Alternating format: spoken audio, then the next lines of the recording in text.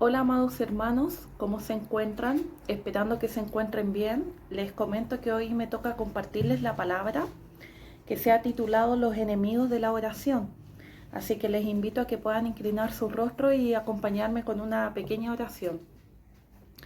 Amado Señor y Dios Todopoderoso, te damos las gracias, Señor, por permitirnos congregarnos una vez más en tu nombre, Señor. Te pido, Padre, que tu palabra, Señor, infalible, Padre, pueda obrar en nuestros corazones, Señor. Que no sean palabra o conocimiento humano, Señor, sino que sea un arma, Padre, de tu Espíritu Santo, Señor, que pueda calar en lo profundo de nuestros corazones, Señor, y que pueda ser de edificación, Señor, así como ha sido para mi vida, Señor, que sea también para los hermanos que van a escucharlo, Señor. Te damos las gracias por todo, Señor. Te pido que desde ya prepares nuestros corazones para escuchar tu instrucción y que no solo quede en nuestra cabeza, Señor, o en las notas de nuestros cuadernos, sino que pueda hacerse obra en nuestras vidas, Padre. Te damos las gracias por todo, Señor, y bendecimos tu nombre, Padre. Y te pedimos todas estas cosas en el nombre poderoso de tu Hijo Jesucristo. Amén. Como les comentaba, el título de este estudio se llama Los enemigos de la oración. Es un estudio que he estado meditando en las últimas 2 semanas y que lo he resumido en 3 enemigos. Enemigos porque no permiten que nuestras oraciones sean fructíferas. Son 3 enemigos que no solo no permiten que nuestras oraciones sean fructíferas, sino que también entorpecen, ¿verdad?, nuestra comunión con Dios. No permiten que podamos tener una relación más eficiente con el Señor. Y el primer enemigo de ello es el orgullo. Eso lo veremos en Salmos, capítulo 138, versículo 6. Dice así: porque Jehová es excelso y atiende al humilde, mas al altivo mira de lejos. La palabra en Isaías dice que nuestros pecados hacen una barrera entre Dios y nosotros. Y eso evita que Dios nos quiera escuchar, como que nosotros oramos y Dios se tapara los oídos debido al pecado que hay en nuestras vidas, porque recordemos que Dios es santo. La palabra dice que Dios no es solamente 3 veces amor, no es 3 veces paz o 3 veces misericordia, sino que dice que es 3 veces santo. Por lo tanto, Él no habita en donde hay pecado. Alguno podrá decir, yo no soy orgulloso, ¿cierto? Sin embargo, la escritura en el libro de Lucas, en el capítulo 18, del versículo 9 al 14, menciona la famosa parábola que muchos de nosotros la hemos escuchado, de la oración entre el fariseo con el publicano. Recordemos que en esta parábola el fariseo, lleno de orgullo, se jactaba de todas sus obras ante Dios. Se jactaba de ser un hombre que conocía la ley, ¿verdad?, que ayunaba incluso 2 veces, ayunaba mucho más de lo que la misma ley establecía. Se jactaba mucho de sus obras. Sin embargo, el publicano decía, Dios, ten misericordia de mí porque soy un pecador. Y dice la escritura que en ese mismo día solo uno de los hombres se fue justificado ante Dios. Y ese no fue precisamente el fariseo quien se jactaba y se justificaba en todas sus obras, sino que fue el publicano que reconocía que era un pecador y reconocía que él no merecía nada de Dios. Reconocía que estaba lejos de Dios porque él pecaba, ¿verdad? Sin embargo, muchas veces nosotros como cristianos tenemos actitudes muy similares a la del fariseo. A veces nos jactamos de ser menos pecador que el vecino que es incrédulo. Quizás no oramos de la misma forma que lo hacía el fariseo, pero muchas veces nuestras actitudes o nuestras palabras suelen ser parecidas a las del fariseo. Yo no soy adúltero como ese que cayó, o yo no fornico como mi compañera del colegio, o no, yo me congrego, yo escucho música cristiana, yo no veo esas cosas que ven los impíos. Y nuestro corazón está lleno de orgullo, nos sentimos prácticamente la cuarta persona de la Trinidad y nos sentimos superiores moralmente al resto, ignorando que para Dios todos los pecados son iguales. Y el hecho que yo ya esté pecando de orgullosa estoy pecando tal cual como un vecino que es incrédulo, ¿verdad? Sin embargo, si ese vecino incrédulo reconoce su pecado ante Dios, se asemeja mucho más al publicano de lo que nosotros, siendo cristianos, nos asemejamos a él. Entonces, el primer enemigo de nuestras oraciones para que no sean fructíferas es precisamente el orgullo que hay en nosotros.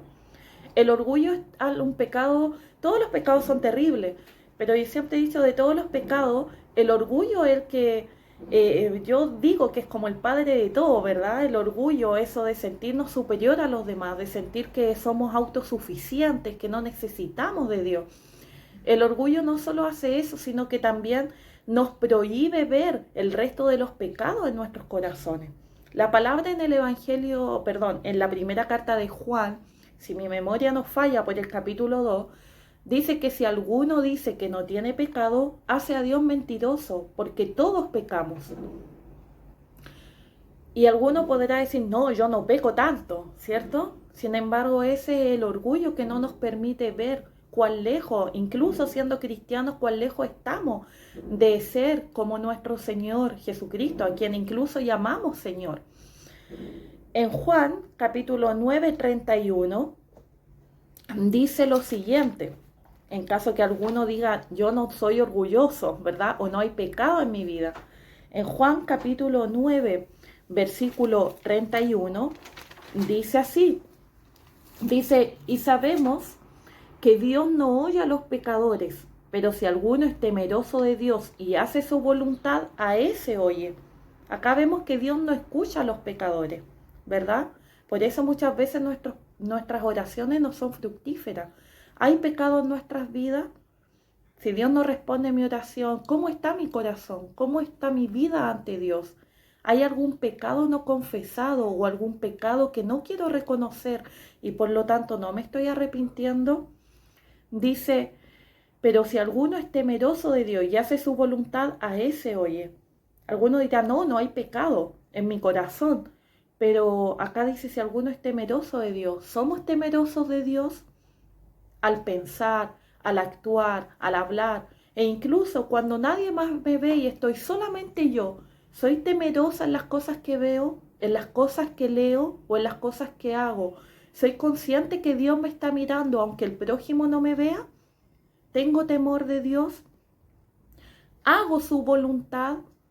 ¿Hago realmente la voluntad? ¿Estoy haciendo lo que Dios me determina que haga a través de su palabra? Son cosas que nos llaman a meditar, ¿cierto? En Santiago, capítulo 4, versículo 3, dice que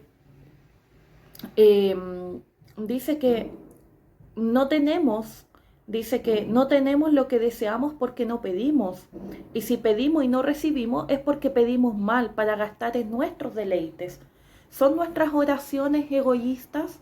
Cuando pedimos algo a Dios, ¿estamos pidiendo de manera egoísta para ostentar lo que estamos pidiendo o para sentirnos mejor, ¿verdad? En comparación al resto, o solo para nuestros deleites y placeres y no precisamente para ocuparlo en la obra o para la gloria de Dios? En Santiago nuevamente, del capítulo 4, versículo 6, dice que Él da mayor gracia. Sin embargo, también dice que Dios resiste a los soberbios y da gracia a los humildes. Si nosotros nos ponemos a ver en nuestro corazón, es el orgullo el que no nos permite ver que hay pecado en nosotros. Si alguno dice, yo no tengo pecado, no tengo de qué arrepentirme, e incluso hay personas que dicen, no, yo no soy orgulloso, demostrando que ya hay orgullo en su corazón. Entonces tenemos que analizar nuestro corazón. ¿Cómo estamos ante Dios? ¿Hay orgullo? ¿Hay algún pecado que no queremos reconocer y que resistimos el arrepentirnos y pedirle perdón a Dios o al prójimo? El segundo enemigo hacia la oración es el maltrato o la injusticia o el trato injusto que nosotros tenemos con nuestro prójimo. En Primera de Pedro, capítulo 3, versículo 7, dice lo siguiente. Dice, vosotros maridos igualmente vivid con ella sabiamente, dando honor a la mujer como a vaso más frágil y como a coheredera de la gracia de la vida, para que vuestras oraciones no tengan estorbos. ¿Cómo estamos tratando a nuestras esposas? O en el caso de las esposas, ¿cómo estamos tratando a nuestros esposos? ¿Le damos la honra? ¿Le damos el respeto que Dios nos demanda que tenemos que tener para con ellos? Recordemos que nuestro cónyuge, para los que estamos casados, es nuestro prójimo más cercano. Entonces, si los tratamos a ellos mal, ¿cómo vamos a tratar bien al resto de los prójimos que son más lejanos a nosotros? Solo ellos son nuestro propio cuerpo, son nuestra propia carne, por así decirlo de alguna manera, somos uno con ellos. Entonces, si tratamos mal a nuestro propio cuerpo, ¿cómo los vamos a tratar mal a ellos? ¿Verdad? En Marcos capítulo 11 del 25 al 26, dice Jesucristo que si alguno no perdona a su hermano, Dios tampoco nos va a perdonar a nosotros. Entonces, al momento de orar, ¿cómo está nuestro corazón con nuestro prójimo? ¿Tenemos rencor hacia alguien en particular? ¿Hay alguien que nos desagrada o nos amarga la existencia? Tenemos que pedir perdón, hermanos. El rencor no es de Dios. La palabra dice que si nosotros hacemos bien, solo aquellos que nos hacen bien, actuamos igual que el resto de los pecadores, no hacemos nada de extraordinario. Sin embargo, aunque es difícil, Dios nos demanda a amar a nuestro enemigo y a perdonar a aquellos que nos hacen daño, aunque ellos no nos pidan perdón por el agravio que nos hayan hecho. Dios nos demanda perdonar. Yo sé que es difícil, pero por eso necesitamos orar y necesitamos dejar nuestro orgullo de lado y reconocer que necesitamos de la ayuda de Dios, porque solo con nuestros medios no podemos. Del mismo modo también, en Proverbios capítulo 21, 13, dice lo siguiente. Dice, el que cierra su oído al clamor del pobre, también él clamará y no será oído. ¿Cómo somos nosotros con nuestros hermanos más necesitados? ¿Somos indiferentes con aquellos que padecen algún tipo de necesidad? ¿Somos indiferentes con el dolor de nuestro prójimo? Entonces, si nosotros amamos a Dios, tenemos que amar también a nuestro prójimo, así como Dios nos ama a nosotros y así como nosotros nos amamos a nosotros mismos. Así que tenemos que meditar. ¿Hay orgullo en nuestro corazón? ¿Cómo estoy tratando yo a mi prójimo?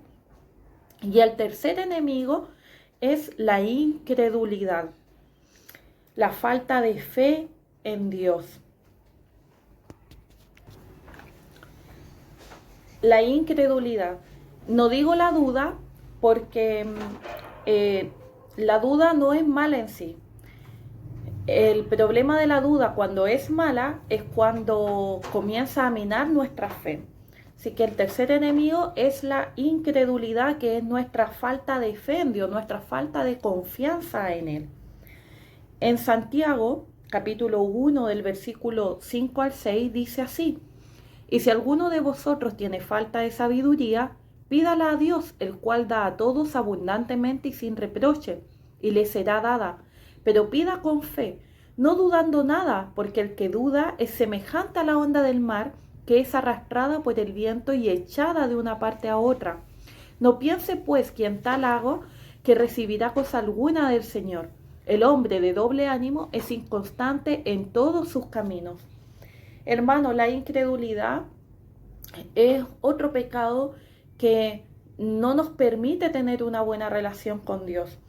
La palabra en Hebreos 1:6 dice, en Hebreos 11:6 dice que sin fe es imposible agradar a Dios, porque es necesario que el que se acerque a Dios crea que le hay y que es galardonador de los que le buscan.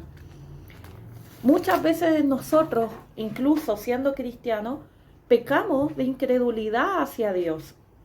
Pecamos contra Él porque no tenemos la confianza que debemos tener en nuestro Señor. Le llamamos Señor, decimos que creemos en Dios, pero somos hipócritas en nuestra fe hacia Él, porque muchas veces tenemos fe solamente cuando Él nos responde, pero cuando tenemos prueba es mucho más fácil enojarnos con Dios o dejar de orar y de insistir porque decimos no, Dios no nos va a responder o Dios no nos va a escuchar. Es más fácil justificarnos en eso que ver nuestro corazón y preguntarnos si hay pecado en nuestras vidas, ver si hay orgullo en mi vida que está entorpeciendo mi relación con Dios, o ponerme a pensar si yo tengo algún asunto pendiente con mi prójimo, ¿verdad? Por el motivo por el cual Dios está molesto y Dios no está escuchando, mi oración está siendo entorpecida. Entonces tenemos que tener cuidado con la incredulidad hacia Dios. En Juan capítulo 15, versículo 7, dice que si permanecéis en mí, dice aquí Jesús, dice en la historia, en la parábola de la vid verdadera, ¿verdad? Dice Jesús que si permanecéis en mí, es decir, si permanecen en mí, ¿verdad? En mis palabras, y mis palabras permanecen en vosotros, pidan todo lo que quieran y les será hecho. Más adelante en el versículo 16 dice, no me eligieron ustedes a mí, sino que yo los elegí a ustedes y los he puesto para que vayan y lleven fruto y vuestro fruto permanezca, para que todo lo que pidan al Padre en mi nombre, yo se los daré. Entonces, la incredulidad, es más fácil dejar de creer en Dios, de creer, ¿verdad? O dudar del poder que Él tiene, o dudar de su amor, que analizar nuestro corazón. ¿Estoy permaneciendo en Él? ¿Estoy siendo obediente a su palabra? ¿Hay pecado en mi vida? Del mismo modo, en el capítulo 14, más atrás de Juan, dice, en Juan 14, del 12 al 14, dice, de cierto os digo, el que en mí cree, las obras que yo hago, él las hará también, y aún mayores hará, porque yo voy al Padre, y todo lo que pidan al Padre en mi nombre, lo haré, para que el Padre sea glorificado en el Hijo, y si algo piden en mi nombre, yo lo haré. Entonces, hermanos, tenemos que ver cuál de estos tres enemigos están presentes en nuestras vidas. ¿Por qué nuestras oraciones no están siendo fructíferas? Como nosotros vemos acá en la última escritura que leímos, Dios nos ha dado toda la todo el equipo, ¿verdad? Nos ha dado todas las capacidades, todos los equipos, todas las herramientas necesarias para que nosotros podamos obrar y ser fructíferos en esta vida. Sin embargo, ¿por qué nuestras oraciones no están siendo fructíferas? Es porque o hay orgullo en nuestro corazón, o hay pecados que no estamos confesando, no estamos reconociendo y no nos hemos arrepentido, ¿verdad? Quizás nuestro trato hacia el prójimo no es justo, estamos siendo injustos con las demás, con las personas que nos rodean. O hay incredulidad en nuestras vidas, ¿verdad? No estamos permaneciendo, no estamos siendo obedientes a la palabra de Dios.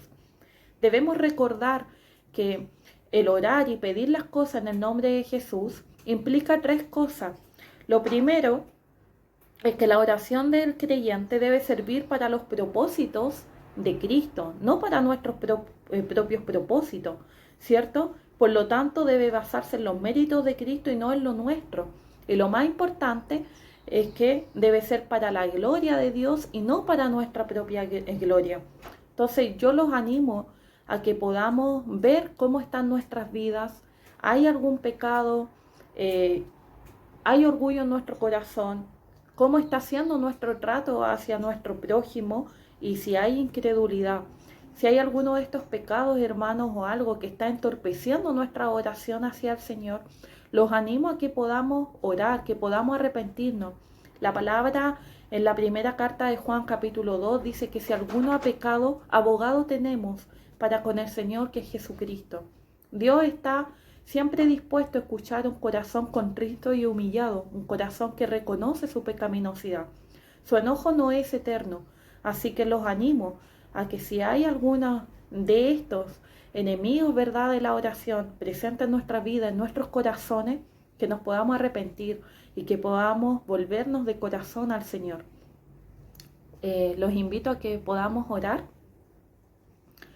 Amado Señor, te doy las gracias, Señor, por este pequeño estudio, Padre. Sé que fue cortito, Padre, y hay mucho por profundizar, pero te oro por mis hermanos, Padre, y no solo por ellos, sino que también por mí, Padre. Que tu luz, Señor, que tu Espíritu Santo siempre ilumine, Padre, que a través de tu palabra siempre podamos ver, Señor, el orgullo que hay en nuestros corazones, o cualquier otro pecado, Padre, que hay allí que no queramos ver, Señor. Ayúdanos, Padre, a ser humildes, Señor, a reconocer que somos simples pecadores arrepentidos ante un Dios santo, Señor. A ver, Padre, que necesitamos depender de ti, que no podemos con nuestros propios medios, Señor. Yo sé, Señor, que no solo lidiamos con el pecado de nuestras vidas, sino que muchas veces lidiamos también con pecados ajenos, Padre, que no nos permiten llevar la vida de armonía y de paz como quisiéramos con el prójimo, Señor. O incluso, Padre, a veces a través de las pruebas, Señor, o cosas, o ver que a veces tarda en oraciones o cosas, Señor, a veces somos incrédulos para contigo, Señor. Debo reconocer que hemos sido hipócritas contigo, Señor. Te llamamos Señor, Padre, y sin embargo muchas veces no vivimos, Señor, como si realmente tú fueras nuestro dueño. Vivimos haciendo nuestra voluntad, Señor. No permanecemos en ti, Señor. Y lo que es peor, tampoco buscamos de tu ayuda, Señor. Ayúdanos, Padre, a depender de ti. Ayúdanos, Señor, a ver el pecado, la gravedad que es el pecado en nuestras vidas, Señor, que llega al límite de poner una barrera entre tú y nosotros y nuestras oraciones, Señor, como decía el profeta Isaías, Padre.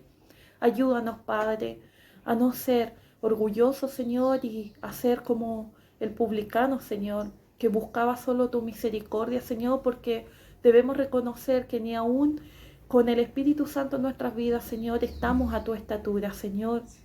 Nos cuesta mucho, Señor, imitarte. Ayúdanos, Padre, y ayúdanos, Señor, también a nuestros hermanos que están escuchando, Padre.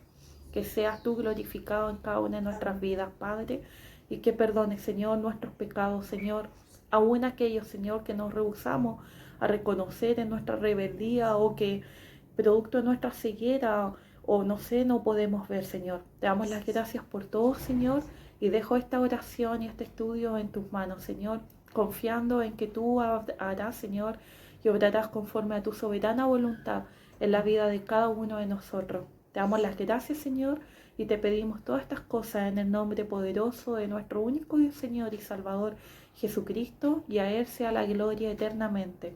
Amén. Gracias, hermanos. Les bendigo en el nombre del Señor a cada uno de ustedes y espero que este estudio les sea de edificación, así como a mí, que puedan profundizar también en sus hogares respecto a esto y en la intimidad con el Señor poder ver cómo están nuestros corazones ante nuestro Salvador, ¿verdad? Amén. Cariños a todos, bendiciones y hasta cuando Dios lo permita nos volveremos a ver. Chao.